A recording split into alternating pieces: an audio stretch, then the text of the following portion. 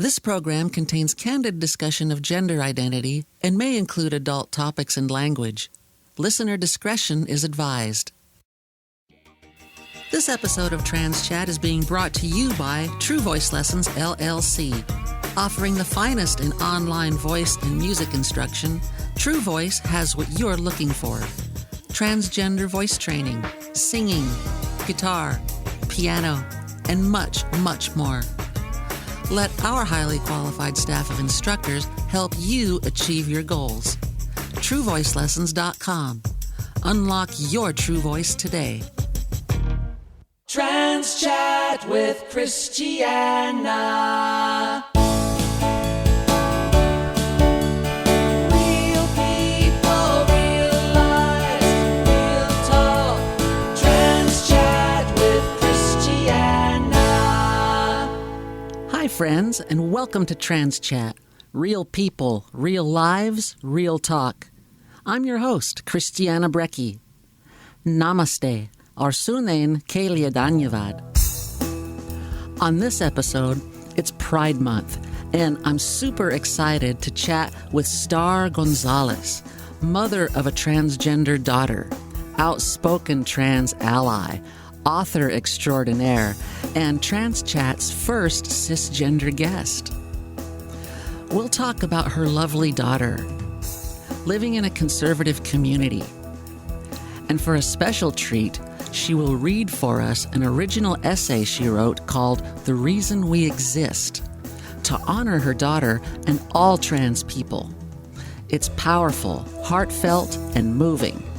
I hope you'll stick around for that. Trans Chat with Christiana.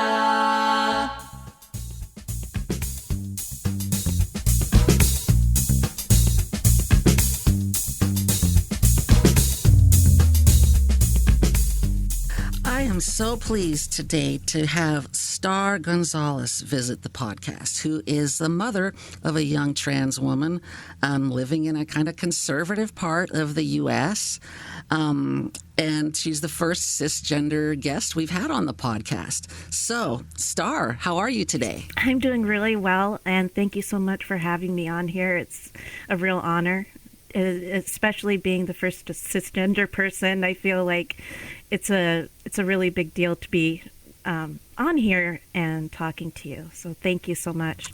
You're welcome. No pressure. No pressure. No pressure. How did you feel when Elaine first came to you and said, "Mom, I'm not your son. I'm your daughter"? What were your first sort of emotions? Actually, the very first reaction I had was I was completely ecstatic. I was so happy. I was so excited. And the reason being is that, for a very long time, it felt like no matter how close I became to my daughter, it felt like there was a wall between us. It felt like there was something she wasn't telling me. Uh-huh. And for so long, I wondered, what's her secret? And she has this little smile that I call her Mona Lisa smile, this little smirk. And it's just like, people always wonder, what is Mona Lisa hiding, or what is behind that little smile? And that's what I saw in my daughter, too, was that Mona Lisa smile, that kind of like, what's going on? I feel like there's something that she's not telling me. And back when she was about 16, 17, I started wondering, just due to mannerisms. I noticed she liked to grow her nails out and had some very feminine mannerisms. And so I had, around that time, I had also become like best friends with a really incredible transgender woman who didn't transition until her 50s and has an extraordinary story. I'll have to give you her information so you can interview her, because she's fantastic, and her story is so inspirational. And so I remember going to my friend and saying, I think Elaine might be transgender too. And she said, well, and she knew Elaine very well at that point. And she said, well, just kind of see what happens, and, let her in her time tell you. And so it's kind of a funny story how it happened. We were watching this Japanese reality show that she had gotten me really into called Terrace House. It's since been canceled, but she was really excited because there was a bisexual person in Tara's house for the first time, openly bisexual. Oh, and we were both really excited about that, because it was a really big deal for this Japanese reality show to kind of go there and show some other types of people. And I myself am queer, and I had a feeling that my daughter at that time, I didn't know she was transgender, but, she had said some things that made me think she was similar. And so I asked her, I was like, oh, well, very casually, as we're watching this, I asked her, well, do you consider yourself bisexual? And she goes, yeah, I think I am. And I said, well, that's cool. That makes two of us. That's great. And, we had that in common. And then I don't know what made me, I guess it's something that had been on my mind on and off for years. And I finally just asked her, I said, do you ever question your gender identity? And she goes, oh, yes. And I go, really? Like how? Like, what do you identify as or what? And she goes, she said, I am a transgender woman. And she said it with so much confidence, and I actually wasn't super shocked, but what shocked me and surprised me was that beautiful confidence she had when she said it, like completely unapologetic, which no one should have to be apologetic, but just, some people are afraid to say it, and to tell it to anyone, and I said, how long have you known that you're a transgender? And she said, oh, I've known since I started puberty. She goes, 13, 14, 15, that's when I was, and she goes, and then I said, well, that's incredible. I'm so happy to hear this about you. I'm so excited for you. I was just ecstatic because I was like, now I felt like our relationship could finally go even deeper than it already was. And we already had a close relationship, but now that wall wouldn't be there, this huge secret. And then she said, and I said, so have you come out to anybody else? She goes, oh, I came out online 3 months ago. Like it was, and she said, I've been talking to a online transgender community for, like years or months or something. And she goes, oh, I came out 3 months ago. And I said, do you have any women's clothing, or like, do you want to go shopping? And she said, oh, I order some women's clothing, and I have this and I have that. And I'm like, oh my goodness. Like I wasn't shocked to know that she was transgender, but I was surprised at how much she had already done. And then the second feeling that I had was guilt that I hadn't asked her earlier. Because when I said, you've known for this long, why didn't you tell me? That I'm like completely accepting. And she said, well, it's because I read stories of other transgender teenagers who came out to parents that they thought were, very liberal, very progressive, LGBT plus friendly. And then their parents were kind of like, oh, it's okay for other people, but not for one of my kids. Yeah. And she said, and when I read that, she said it basically, it just made her worried to tell me. And then the other reason she said is, I didn't want to burden you. I wanted to wait until I was out on my own to transition. And I said, that's not what I want for you. Like, please consider transitioning, as soon as you want, at the pace that you want, and know that you have my full support. And I mean my full support. And that night, I started gathering information immediately. I went online and I found a therapist that dealt with, that talked to transgender youth, and I emailed her that night. I found the support group where I met you. I looked into where she could get hormones if she wanted that. She hadn't even decided that yet, but I was like, I'm going to be ready, and I'm going to support her with every ounce that I have. I'm going to give her every bit of support that she needs. So I went from really happy to feeling a little guilty, and then the next stage that I went through is, we were so happy, and we celebrated. We're like, let's celebrate this. This is incredible. And I hugged her, and I told her how much I loved her, and that I thanked her for trusting me. Then I went to bed, and I was trying to fall asleep, and then all the fear came up. All the fear, because I thought about where we live and how conservative it is, and how it's not a very tolerant area. It's not a very accepting area. You know, and suddenly that fear of of any kind of hurt, whether it's anything from microaggression to flat out violence, that happening to my daughter, absolutely terrified me. And then I just started bawling, because I was super happy for her, and I want her to completely embrace who she is. But I also had that fear of how are people going to treat her, and how do I protect her, and how do I prepare her to protect herself? Yeah. I was surprised how conservative it is out there. It didn't surprise me in the smaller, surrounding communities. I lived down just south in Oregon, just by Umatilla, there. And, I understand that, that's going to be conservative there. But, Tri-Cities seemed to me like it was like a big enough town that there would be enough, a little bit of progressiveness there. But, no, apparently not. Definitely not enough. What I do value about living in an area like this is that it really takes a lot of courage to be open about your support, or be openly queer, or be openly transgender. And because of that, what I've noticed is that the LGBT plus community is just incredible. They're extremely close, and they're very powerful, and they are there for each other, whether they like each other or not.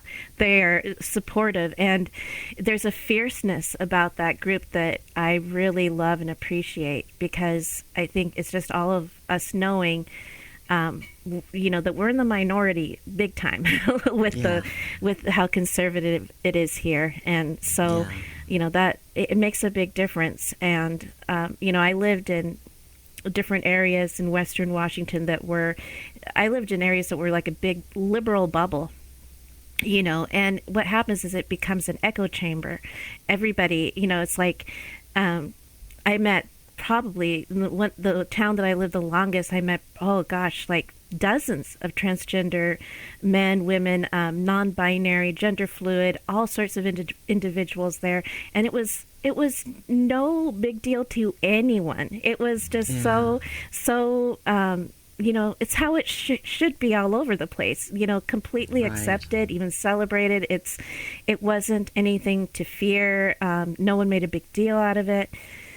And then to move over here, before I knew that my daughter was transgender, to move back home and realize, oh gosh, this is where I live, and this is what my daughter's going to have to face. So that's difficult. Yeah, no doubt about it. And your sort of your openness and your outspokenness has already faced some backlash, hasn't it? You put up a pride sign in your yard that didn't last a day. Yeah. Well, what's funny is I get this little pride flag, and it doesn't even, all it says is love always wins on a rainbow background, like, how is that in any way offensive? And or political. Yeah. So I live in a little neighborhood where last summer, like before the election, probably half the people who live here were flying flags that were like Trump because fuck your feelings, or vote Trump, make liberals cry again, or just, these, and then lots of stickers and bumper stickers and flags about guns, and you're not going to take my gun away. The typical of what you would expect in this little tiny community that I happen to be a part of. And so I got my pride flag, and I put it up, and I took a picture, and I posted on Facebook, and I said, we'll see how long this lasts in my community. And I thought I was just being kind of like, I guess I didn't really expect something bad to happen to. I just thought, well, we'll see how long this will last, almost a little bit sarcastic. And then my daughter and I went to a movie, and when I came back, you know how those garden flags are, they have the hook around them to keep them in place. Well, I came back, it was completely off. It was folded and kind of pushed under my fence. And I thought, my first thought was like, okay, I'm just going to assume it was the wind. And then my friend, who's the only other queer person in the community, came and she saw it. And I said, well, I'm just going to assume that it was the wind that did this. And my friend's like, the wind would not do that. It cannot lift a garden flag off the hook and then fold it and stick it under your fence. And I said, yeah, probably not. And so I took a picture of that and posted it. And yeah, obviously it was disappointing. It shouldn't have been that surprising, but I guess even though I expected it a little bit, I was really hoping that I would be wrong. But I put it back up, and no matter how many times it comes down, I will keep putting it back up. And if I have to get some big giant rainbow flag, then I will. But I'm just going to keep showing my support no matter what. Trans Chat with Christiana. You are every trans girl's dream mom. Oh, Seriously. To just be so accepting right off the bat, and to, for, your sort of your fears to be for her safety, not for your embarrassment or your, God, no. what other parents are afraid of, so God bless you. God bless you. And you're such an asset to the trans community there. Just really such an asset. You wrote this really awesome piece that was really just sort of in honor of your daughter, and you said that was like in response to people's kind of reactions. yes. And things like that. I read it and just about was bawling at the end of it. Everybody I've talked to who's read it says it's like just the most, touching, heartwarming thing. So I was hoping we could get you on here to read that for us here. Yes. And just, read it from your heart, just like you wrote it, just like you hear it in your mind with all the emotion. So just would be blessed if you could do that. Oh, of course. And is it okay if I preface it with a little bit about what got me going to write it? Absolutely. Okay. So, little by little, my daughter's transition has come in stages. And she, for instance, she's been on hormones now for 2 years. So we recently celebrated that. And she has, come out to family members here and there, And one thing, someone I want to give props to right away is my brother, and I'll explain why. So when she finally moved out, she got her own place. She said, okay, now you can tell family. And she's like, but I want you to do it. Just you, because she also has autism. And so she struggles with communication. And she was just like, please, Mom, will you do it? I said, absolutely. And I made sure she knew what I was going to write, made sure I had her approval and her permission. And so I wrote a message to all of our close family, to my siblings, to my nieces, my nephews, to my nieces' husbands, made sure everybody knew. And I, from the very beginning, I said, I hope I don't have to worry about any of you being in any way unkind or intolerant of my daughter and her transition. I hope I don't have to worry about anyone in this family misgendering her. The most fascinating thing about it was, out of everyone that I wrote to, my several nieces responded, my sisters responded, and the only male who responded was my brother, who happens to be a more conservative person. Mm-hmm. He's the only one out of every male that I sent to. Every other male, they checked out of the conversation. They left the conversation. It was like a group message on Facebook. My brother was absolutely incredible. Now, my brother is a former bodybuilder. He's a former law enforcement officer. He's a former Trump supporter. He has everything that people could easily judge and say, oh, that person won't. But he is actually far more open-minded than people might give him credit for. And he wrote me the most beautiful response. On top of that, he started writing to my daughter Elaine, emailing her regularly and telling her how much he loves her. He was the first family member that immediately invited us over for holidays. We've been there a couple times now. He has never once misgendered her. He always calls her by her name, by Elaine. He tells her he loves her every single time he sees her. He has been absolutely phenomenal. And That's awesome. And not to dismiss all the women in my life who have been absolutely fantastic about it, but it stands out only because he's the only straight white male in my family who's really come through and shown that amount of support. We did have a couple of people who were males who didn't support or misgendered her. And what got me going and what caused me to write this article is I had two things happen back to back. First is I logged into Facebook and I saw that a mutual friend of ours was harassed. She was harassed in the bathroom of a Barnes & Noble in Kennewick. Yeah. And when I read that, I cried angry tears because this is the sweetest woman alive. This is really one of the sweetest people I've ever met in my life. She's a grandmother, I believe. She is. She has had, she's been very open about already having had surgery. And I thought, she gets harassed in this bathroom and mocked, and it made me so angry.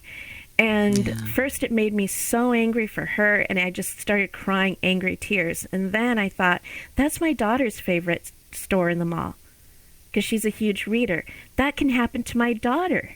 What am I going to do? Am I going to, have to throw hands or something? I mean, but I was so upset when I heard that. I'm like, it made me just realize, how important it is to be an ally in more than words, to actually put your body out there and say, I will go with you to the bathroom. I will accompany you. If you're not going to walk home alone, I'm going to walk with you.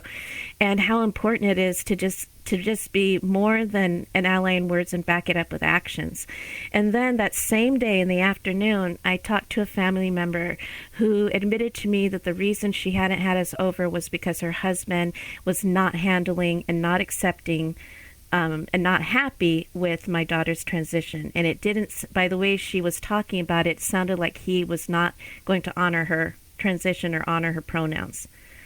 And that it broke my heart, because the woman that I talked to from family, from our family, she is extremely accepting of my daughter and loves her dearly. And her eyes welled up with tears because she's in a situation where she loves her niece, and yet she has a husband that isn't tolerant and isn't accepting. Yeah. And so it was a difficult conversation for both of us. And I just started bawling after she left. So I wrote this, and I'm sorry, I'm so long-winded, but I wanted to give you some context for it. So I wrote this, and I was crying the entire time I wrote this essay. So I titled this essay, The Reason We Exist, a love letter to my transgender daughter.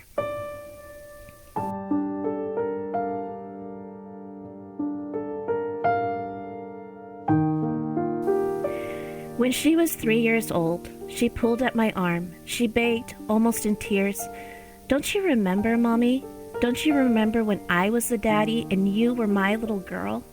Her blue eyes, expectant and hopeful. When she was 4 years old, she crawled into bed with me right at dawn. I was crying over yet another failed relationship, and though I tried to hide it from her, she noticed and said, "You can talk to me if you want." I dried my face on my pillowcase and turned towards her. Her blonde curls framed her small face, her pajamas smelling like maple syrup. When she was 5 years old, I took her for swimming lessons on my college campus, early on Saturday mornings. One morning she marveled, "Do you ever wonder why all of this exists?" I said, "Oh, the college, you mean?" "No," she answered, almost incredulous. "This." She stretched out her arms as if to embrace infinity, the cosmos, and responded, "The universe, life, everything, the reason we exist." When she was 10 years old and I was driving her home instead of to her creative writing class, she cried and asked why. Why am I like this? I thought she was asking, why do I not connect with children my age? I thought she was asking, why do I have so much anxiety? I thought she was asking me, looking to me for answers, and all I could think was, you are perfect. When she was diagnosed with an autism spectrum disorder, they asked her hundreds of questions. Her brother and I watched her answer behind a two-way mirror. They asked her, "What do you think brings parents the most happiness?" She answered, "Their children." Then they asked her, "What do you think brings parents the most suffering?" "Their children," she answered. When she was 12 and I was sitting in a slump inside of my Volvo station wagon, lost in a sinkhole of regrets and self-loathing in a Safeway parking lot, I told her how sorry I was, how she deserved a much better mother than I could ever be. I told her she was the purest-hearted, most beautiful, kind, giving, empathetic human being I'd ever known. She put her hand on my shoulder and spoke softly, "Mom, I'm like this because of who you are. I'm this way because you are my mother." When she was 17 years old and she woke up from a 6-hour spinal fusion to correct a 55-degree curvature of the spine, she asked about her baby cousin.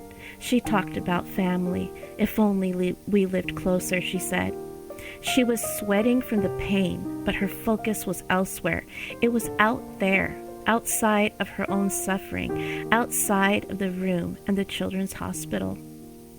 When she was 20 years old, she told me she was not my son, was never my son, was always my daughter.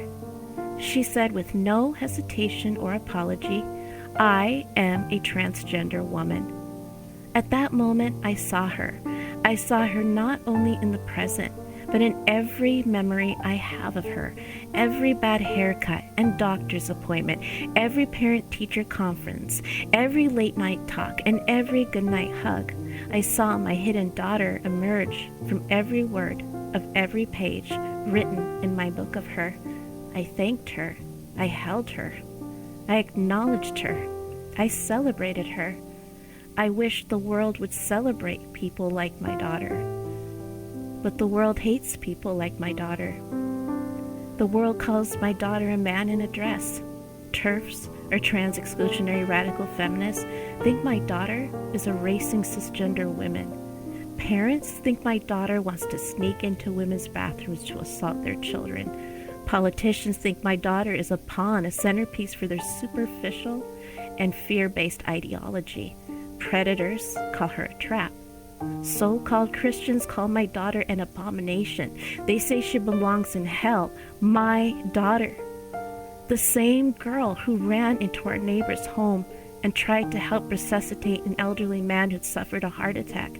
The same girl who put her arms around the widow who adopted her late husband's cat. My daughter who never forgets a birthday or holiday, who spends every cent she has on her brother's birthday and Christmas gifts. My daughter who looked after me during various illnesses, a surgery, and multiple breakdowns. My daughter who was the first to offer help, the last to say an unkind word about anyone, even those who speak unkind words towards her and about her. My daughter, my one and only daughter. My daughter is an empath, a writer, a poet, a thinker, a healer, a lover of all creatures and sentient beings, a cat whisperer. My daughter is also transgender. My daughter is afraid of what the world would do to her if she wears a dress or a skirt. My daughter is afraid that your brother or husband or boyfriend will hurt her. My daughter is afraid that Christians will turn their children against her, that politicians will play with their human rights in an attempt to gain momentum and support amongst the most bigoted of human beings. She's afraid that she will never be able to safely use a public bathroom again. She's afraid that she will never pass, that her existence will be demonized, penalized, politicized, and policed. My daughter owes you nothing. She does not owe you an explanation of when and how she knew.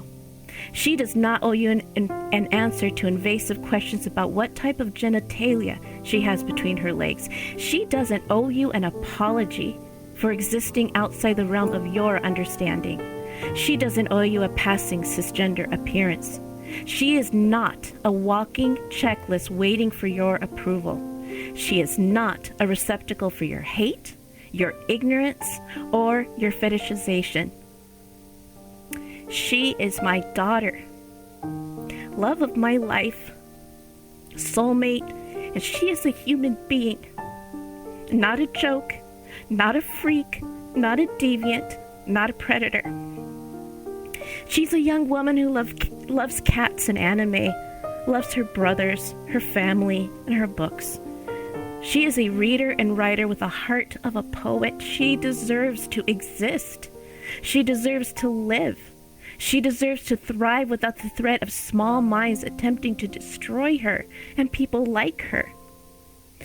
This is about my daughter, yes, but it is also about all transgender, non-binary, and gender-fluid individuals.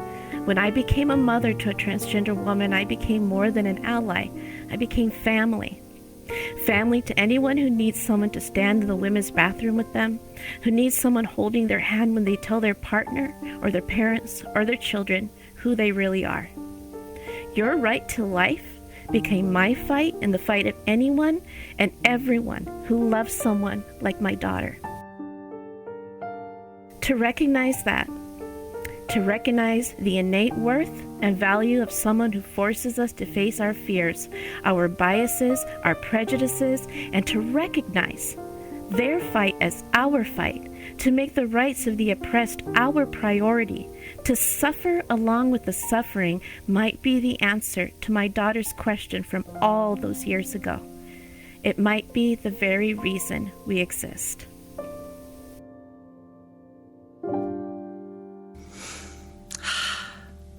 That's some powerful, powerful, powerful stuff. Wow. It's like that you just feel that. And even, reading it, when I read it, I could read your emotions. And as I was sort of reading it to myself, it sounded exactly like you sounded just there with the passion. So yes, that is so awesome. Thank you so, so much for coming on here. It's Pride Month. People like you, if every trans mom out here was like you, every mom of trans kids, you wouldn't have to come on my podcast with a pen name. Yeah. And your daughter wouldn't have to be afraid to go use the women's restroom at the bookstore. Exactly. Just God bless you for picking up the sword and fighting this fight with us. Any final words, any final thoughts you'd like to leave with us? I just want to say that it is a huge honor for me to be on this podcast because I never want to co-opt anything. I know that I'll never know what it's like to be transgender. I mean, I'm queer, but I will never know what it's like. And so I consider it a huge honor that you would even ask me to be here and to read about my daughter. And I mostly just wanted to show my support and to let other people, other transgender youth and people out there, let them know that there are cisgender people who want to be active allies to them, that want to do more than just give it, to post things on social media. Like there are people out there like me who want to hold your hand when you need it and who want to be there for you and want to put their bodies between you and someone else who is not being safe or, like what I said about accompanying people to the bathroom. That's just one small example.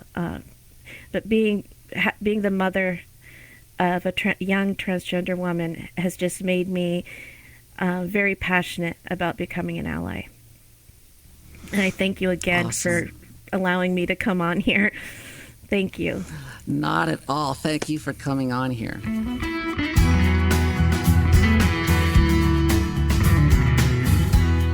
Wow, what a blessing and honor to have Starr on the podcast. Her passion for her daughter and for the rights of all trans, non-binary, gender-fluid folks shines in everything she says and does. It's a pleasure and an honor for me to call her both my dear friend and fierce ally. If you would like to be an ally to the trans community, consider visiting our Patreon page and becoming a supporter of the podcast. We have several levels of support to choose from, and your monthly gift will give you access to exclusive content, early ad-free episodes, and even some cool Trans Chat merchandise.